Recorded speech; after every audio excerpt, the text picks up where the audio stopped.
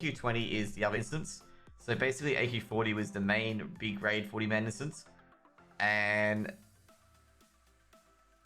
there's also AQ20. So AQ20 has like a lesser set. It's kind of like a ZG set. And it looks pretty wicked. In fact, I think for some classes best in slot. And AQ20 is just like a slightly easier AQ40, but a bit harder than ZG. Because ZG was the other 20-man content at the time. So basically, in Runes of Anchorage 20-man, basically you got Cenarian Expedition rep, rather than you getting Brood of Nostromy rep. So if you want to get Cenarian Circle rep, so if you want to get Cenarian Circle rep, you would farm this instance. But if you want to get both at the same time, you would farm Finger. So this was a fairly annoying instance. You had to clear all this trash, by the way. Like, this area was just trash central. And you just had to clear all of it, okay? This trash here, the Stingers and Wasps, they put a poison debuff on you. And you'd get knocked up in the air by it, okay? Like, you get knocked up in the air by it. And you had to, like, basically dispel it before the Stingers went at you. Now, here's Kurinax. Kurinax has a deceptively long aggro radius, okay? Like, a ridiculously long aggro radius, okay?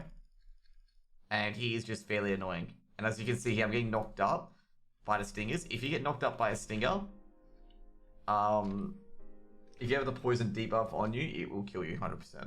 Okay, back in Classic.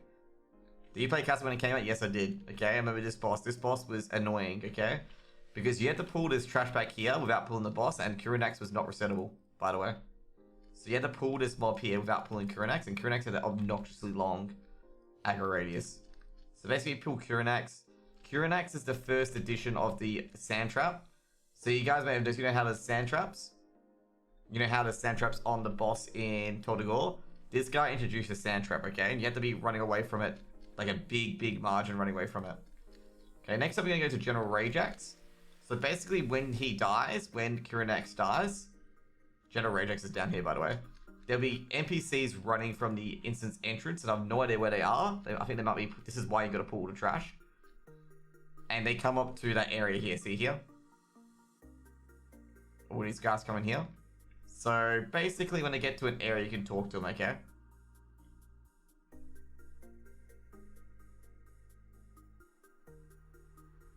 So pretty much there's all generals in here, like General Dickhead or whatever they are. And essentially what you did here was that they came out one by one. It's like the Siege of Nizal boss where the waves come up one by one.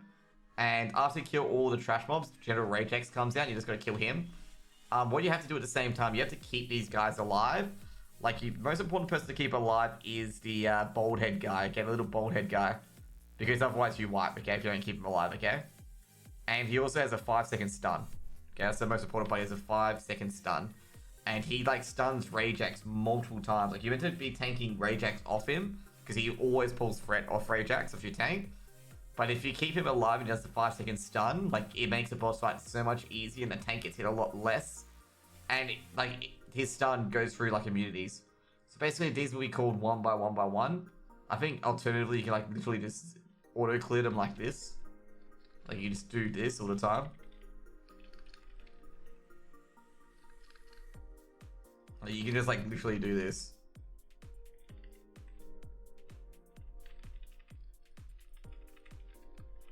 And then eventually Rajax gets pulled, okay? And you kill Rajax. Okay, cool. So normally you basically sit at the entrance and funnel them in. Like, they come one by one, and they also drop shit as well. First up, we're going to go left side to kill Buru. So basically the 3 bosses that you usually do, because they're very easy to do, is to kill Buru and to kill General Isiren. Okay, the other things required certain setups. Like, for Mome, I think you needed 3 hunters, or you needed, like, 5 priests instead. Like, you need a lot of different things. So Buru de Gorja was an interesting sort of boss. It was the first boss that introduced, let's just say you had to get, by the way, you had to kill these flesh hunters around the ground to get down here. But what you had to do is you had to kill Buru on top of a Buru egg, and then you would kill Buru, okay? Like, Buru would become, like, he would be able to be damaged, basically, okay? But now, since they nerfed Buru a lot, so what you had to do, basically, is that, you had to cut Buru to an egg, and then kill the egg when Buru came up. And then when you killed the egg on Buru, it would get rid of his armor, and you could DPS him for a bit. And eventually when you popped all the eggs on him, he'd basically lose his armor permanently, and you would have to like zerg him down basically. And that was pretty much Buru, okay? And if you DPS Buru below 30%, he would just break his carcass and just DPS you. And that was Buru to Gorger, okay? Next up, we're going to do Amos the Hunter, and if you did not have a Hunter, you cannot do this boss. Basically, he has to be tanked by a Hunter. He can't be tanked by any other class other than a Hunter. So basically, it's kind of pointless if you don't have a Hunter and you try to do this boss. Like, AQ20 is one of those instances where it's just like, yeah, if you don't have a Hunter, you're not doing... Like, if you don't have a Hunter in your group, the amount of bosses you can do is very limited. Like, you can't do Moam, you can't do Buru, you can't do... Not Buru, sorry, you can't do Amos the Hunter. And fortunately, nothing good dropped from Amos the Hunter, okay? Nothing good dropped from him, okay? Like, you could get upgrades from AQ40, which is very, very fortunate, because everyone would have had a, you know, would have been pissed off if something good dropped from him. But basically, you had to have a Hunter tank him. He basically went out of range, so no taunts reached him and stuff like that. And you couldn't actually damage him. But if you want to get Scenario and Circle Rep, this instance is a really, really good grind for it, okay? Really, really good grind. So let's go. So it should one-shot Amos. So you see here, like, Amos tries to fly up. Also, as well, Amos does give Brood a new Stormy rep, okay? As well as 400 Scenario and Expedition rep, or Scenario Circle rep. So next up, we're going to go to the final boss of the instance, being a Siren. So Siren Nesgard. And he had the most coolest mechanic, okay? So he it was kind of like Illidan. Like, that's what he was like. It was kind of like Illidan. Where you had to lure him to traps to kill him. To de-enrage him. If he went Supreme mode, and you didn't have a thing getting ready, your tank would die very, very quickly, okay? And basically what you have to do is, like, basically only one Siren Crystal would spawn throughout the area, and you would have to have your Hunter go and find it, okay? Like, go and find the crystal, okay? Otherwise, he would kill you with Supreme form. So basically, he has a thing where he just turns Supreme, and he does, like, 1000% extra damage, okay?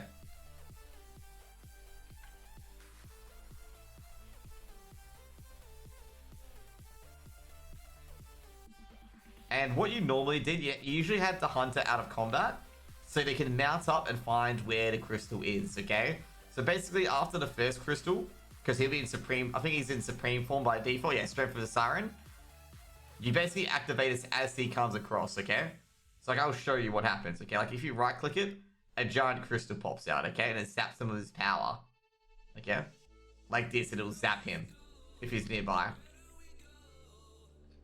And then basically when it disappears, it goes like to a different area of the room. And you have to use someone who's got a mount, like generally a Hunter with cheetah form, to do it. Okay? So yeah. We've got the last boss, which is Moam. Moam is an interesting boss. Like, if you get Moam, if Moam gets max mana, everyone dies, okay? So you have to have Viper Sting. So back in the day, there was 2 mana draining spells, Viper Sting and Mana Drain, or Mana Burn. Which priests had Mana Burn and Hunters had Viper Sting. And you want to spec into improve Viper Sting to drain more mana. And generally Hunters were very, very good for this boss for that exact reason, okay? Because Hunters could drain so much, okay? And there's also trash mobs in here as well, which essentially mimic Moam. That you had to drain their mana. The Obsidian Destroyers especially. But you could kill them before they get max mana, so it wasn't that difficult. You could go over multiple ways to get to Moam, but the best way to go to Moam is from Rajax, up here like this, to get to Rajax.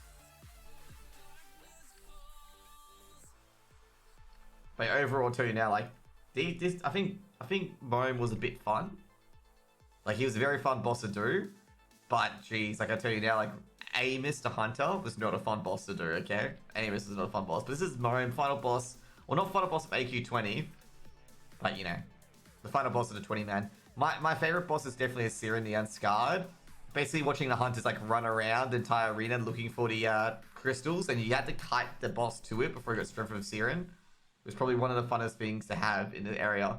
And that's Moam defeated as well. So Moam, basically you had to just mana drain him. And if he reached 100% mana, you would most likely wipe. Okay, like, high percent of wipe. And, you know, it's a dead run, pretty much. And yeah, you know, that's gonna be pretty much all of Chill Time with Jose today. And it's going to be the end of my stream today as well. Actually, no, not yet. Actually, not yet, actually. Let's give it the end of let's give it the end of, not Chill Time, Trip Down Memory Lane. And like I said, probably the most funnest parts of this instance of AQ20 is most definitely the random mechanics in the area, like the mechanics they introduce, like most especially the mechanic from Buru, like Buru, that mechanic still used even now with the kiting to the egg, and also with Asiran, like they also made Asiran stuff as well with Illidan Trap, and Mome as well, you know, draining mana and stuff like that. They're doing a lot of interesting mechanics that are a lot of fun to do to play against.